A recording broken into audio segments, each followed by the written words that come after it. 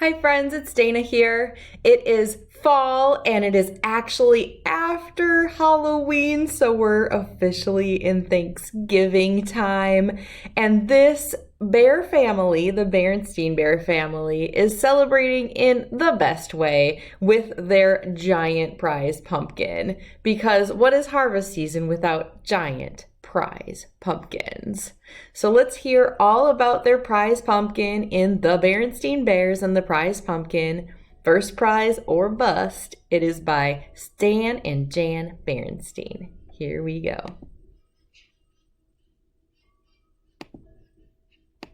First prize, second prize, third prize, or none. At Thanksgiving time, more than a contest is won.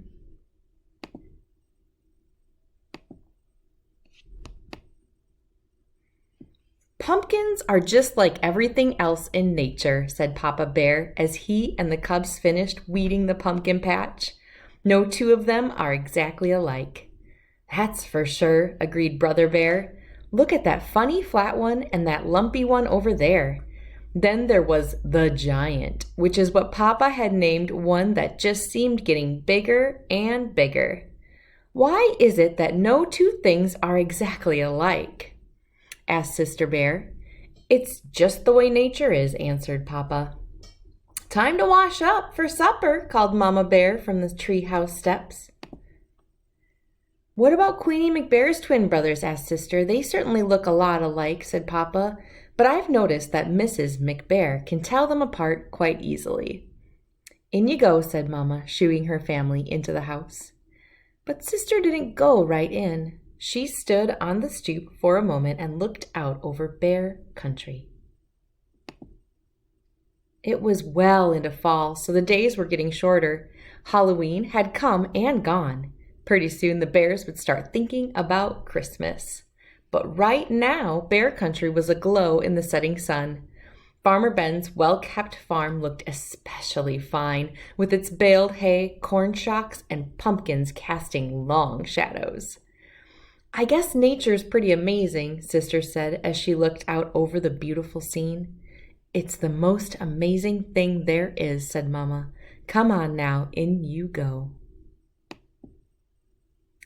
Farmer Ben's farm sure looks beautiful in the setting sun, said Sister as the family sat down to supper.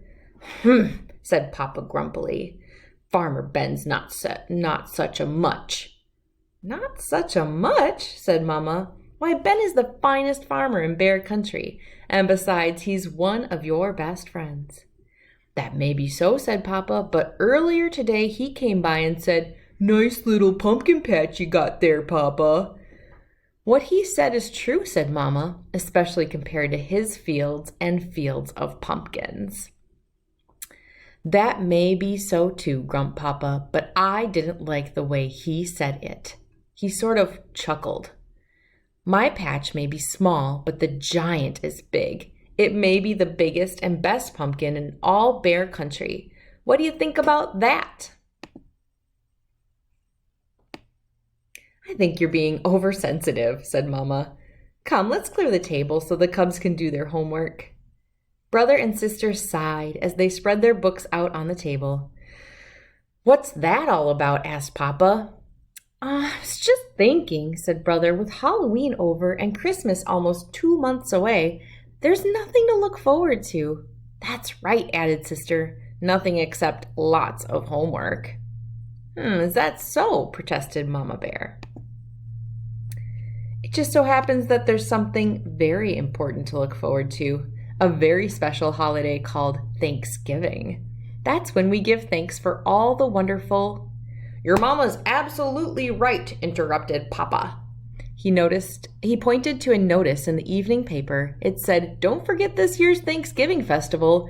Entry blanks for the big pumpkin contest available at City Hall. Thanksgiving's a very important holiday, especially this year, because we're going to enter the giant in the Great Pumpkin Contest and beat the pants off of Farmer Ben. But Papa, he's a professional, said Brother. He's won the contest 10 years in a row. All the more reason to teach him a lesson.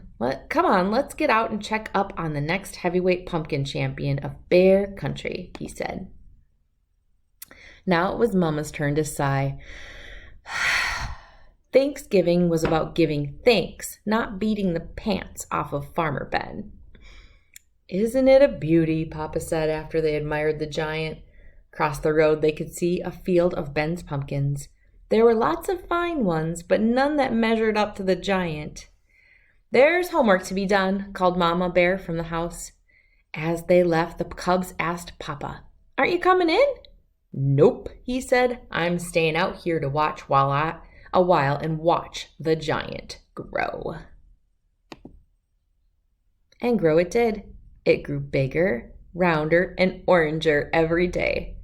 When Papa and the cubs went to City Hall to get the entry blank for the contest, they saw the place where the winning pumpkin would go on display.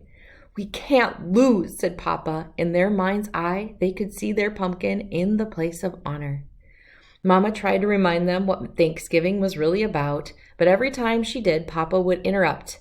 "You'll have to excuse me, my dear," he'd say. "It's time to water the giant."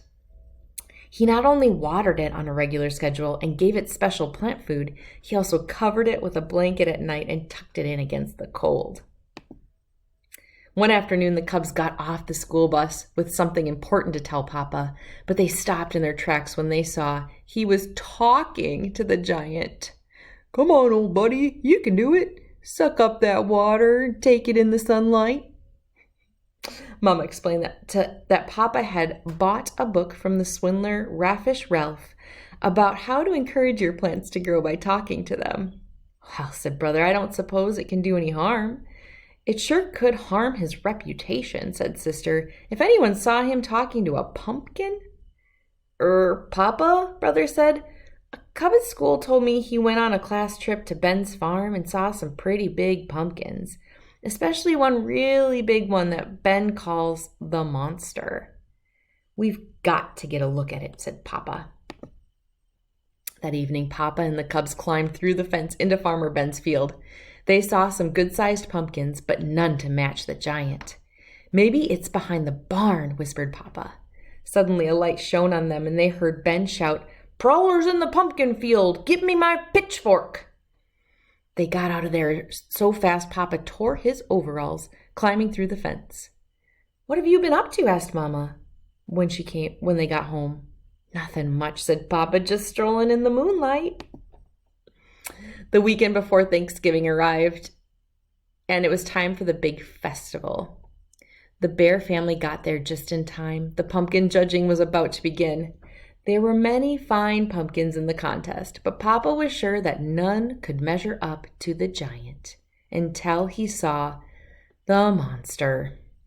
It was at least as big and round and orange as his pumpkin, and maybe, just maybe, a little bigger, rounder, and oranger.